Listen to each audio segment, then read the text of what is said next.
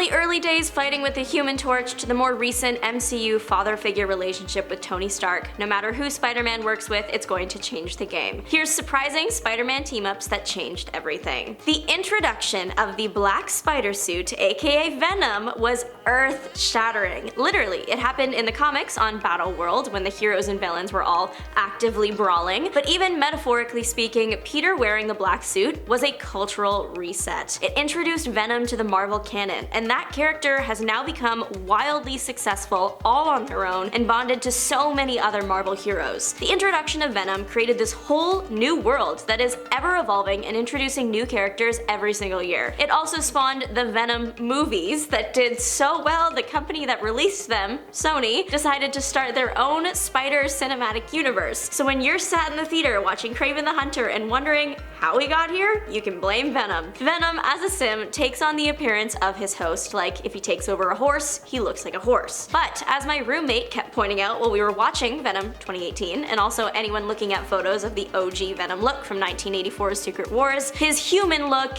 looks a lot like Spider-Man. And that's just cause he was introduced on Spider-Man. He imprinted on him. The look of Peter's OG spider suit inspired Venom, though Peter thought it was his subconscious thinking it was Spider-Woman 2's suit. Many of Venom's powers are also really close to Spider-Man's, again because that's where he got them. Venom learned to stick to walls and shoot webs while bonded with Peter, and just kept those traits when they separated because why would you give them up? Also, finally, the effect that Bully Maguire from Spider-Man 3 had, cultural reset in itself. In 9th place is Spider-Man and Deadpool. Spider-Man, when you put him next to all the other heroes, he's like the class clown. He's making the little quips and he's having fun. Put him next to Deadpool though, and suddenly Spider-Man is all business. Spider-Man and Deadpool, they quickly became a fan favorite friendship after they first fought in Cable and Deadpool 24. So popular that they had their own comic run from 2016 to 2019 with 51 issues. People liked their dynamic and the fact that Deadpool is trying his hardest to get under Spidey's skin and suit. It also helps that they visually look kind of similar with the red suits. They already look like a little team. Number 8 is that time Spider-Man briefly joined the X-Men and even taught at the school. After the demise of Wolverine, Spider-Man began teaching at the school even though he is not a mutant. The reason why was Wolverine needed Spider-Man to find a mole, and it would just be easier for him to find since he was an unbiased third party. Despite his underlying mission, Peter did his best and truly believed in his students. He helped them come into their own and develop their powers. But what I find so funny though about the whole like X-Men and Spider-Man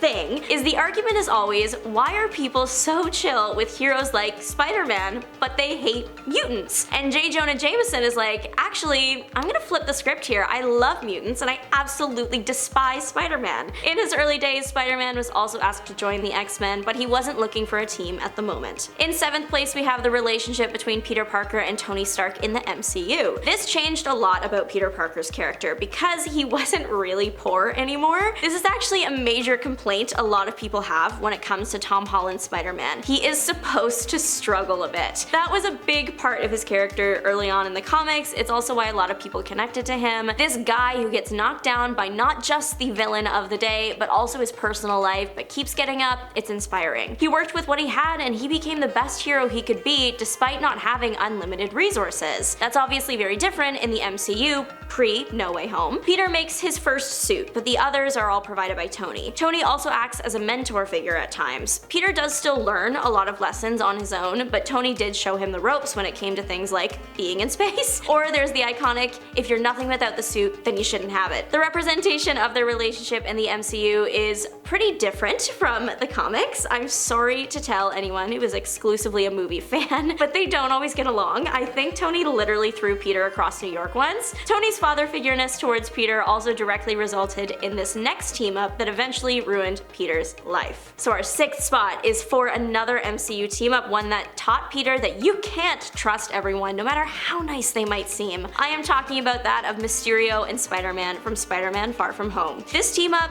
altered Peter's brain chemistry. Literally, it unlocked his spider sense. Okay, not really. Peter already had it, but the scene of him fighting all the drones on the bridge was him really trusting himself for the first time. As much as I hate to see Peter hurting, that is a fundamental part of his character, and if he hadn't been betrayed by Mysterio, he wouldn't have learned who his real support system was, and they were a necessity for his next movie. No pain, no gain. Plus, the Mysterio team-up resulted in Peter's identity being revealed to the world, which ultimately led to Peter's life completely flipping on its head and he lost everything. Alright, number 5 goes to Spider-Man and Spider-Man, aka Miles Morales and Peter Parker. If you look at this through the lens of the Spider-Verse movies, Miles meeting Peter changed the course of his life on impact. There's literally a scene where you can see Miles' life trajectory change in a matter of seconds. The moment is when he's sitting in front of his Spider-Man and the colors around his head change from the Prowler green and purple to the Spider-Man blue and red. Then, you know, he was like set on a mission to save the multiverse, in which he met his lifelong friends and then later discovered he actually changed the Spider-Man canon,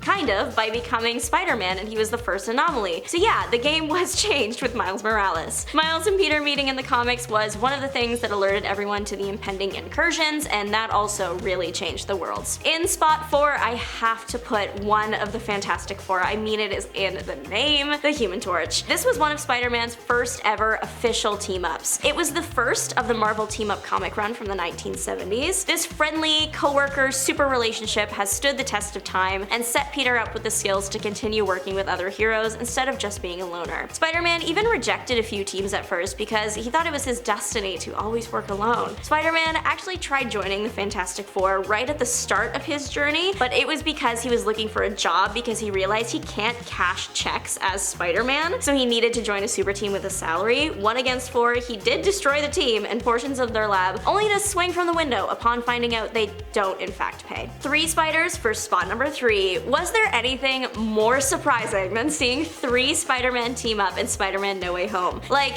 sure, everybody speculated that it was going to happen, but we were also all ready for it to not happen because the idea was so absurd. There was a high chance Marvel would never make this dream come true, but literally thank goodness that they did. I don't know about y'all, but I remember seeing that scene in theaters for the first time. The energy was unmatched and I've been chasing that high ever since. This scene changed the MCU for better. Well, that's up for debate, but it certainly changed it for good. The comics have been doing the multiverse thing for decades, but the MCU hadn't really touched it. There were glimpses of it. I am not here to erase Doctor Strange, that's a great movie, or the new Gamora from Endgame, but the idea of having multiple of the same person from different universes on screen at the same time fighting together, that was not something the MCU had done before. Spider-Man was the right hero for Marvel's first real dive into the multiverse, in my opinion. However, did the MCU get better after it started going all in with the multiverse after seeing the success of No Way Home? Some would argue no. No matter what though, you can't deny that the triple spider swing was a benchmark in the history of the MCU and nothing has been the same since. Our runner-up today, because I really wanted to mention it, is Tom Holland and Zendaya. Holland and Zendaya's team up for the Spider-Man movies changed the trajectory of their lives, not only launching both their careers even further, but also was a first step towards them literally finding their soulmate. Can you tell I'm excited about a Peter and MJ couple breaking the spider curse and getting engaged? I'm so happy for them. Number 1 is going to make some people mad, but Spider-Man's team up with Mephisto. I am in fact referencing the cursed moment when Peter gave up his marriage with MJ to save Aunt May. It literally changed everything. As much as we all hate the call, you can't deny that the world was not the same after those two made a deal. And I don't even mean just the 616 universe's history changing,